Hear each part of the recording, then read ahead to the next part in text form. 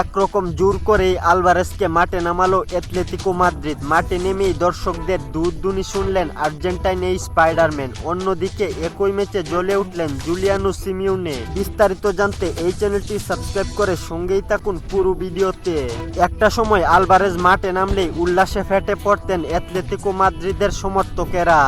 আজ আলভারেজকে নিজ ক্লাবের সমর্থকদের থেকেই শুনতে হলো দুধদুনি। ঘটনার সূত্রপাত হয় আলভারেজের অ্যাটলেটিকো মাদ্রিদ ছেড়ে বার্সেলোনা যাওয়ার দ্বন্দ্ব নিয়ে।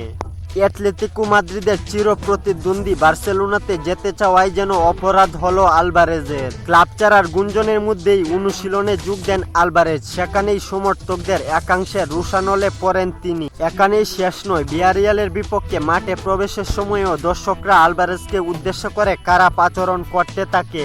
এমনকি বদলি হিসেবে যখন মাঠে নামেন আলভারেজ, তখনও দর্শকদের উগ্র আচরণ থেকে রক্ষা পায়নি সে।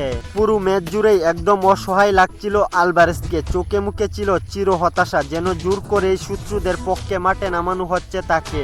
আলভারেজকে কোনোভাবেই তার পছন্দের ক্লাব বার্সেলোনায় বিক্রি করবে না অ্যাটলেটিকো মাদ্রিদ। তারা চাইছে হয় আর্সেনালে চলে যেতে হবে, না হলে দর্শকদের কাছে ক্ষমা চেয়ে এখানেই থেকে যেতে হবে। কিন্তু এখনো নিজের সিদ্ধান্তে অটল আছেন আলভারেজ। সে বার্সেলোনায় যাওয়ার আশা এখনো ছাড়েনি। একদিকে আলভারেজের হতাশাময় রাত ছিল, অন্যদিকে আরেক আর্জেন্টাইন তারকা জুলিয়ানো সিমিওনে জ্বলে উঠে। প্রথম গোলে অ্যাসিস্ট করে ম্যাচের শেষ মুহূর্তে দারুণ এক গোল করে 2-2 ব্যবধানে ড্র এনে দেন অ্যাটলেটিকো মাদ্রিদকে।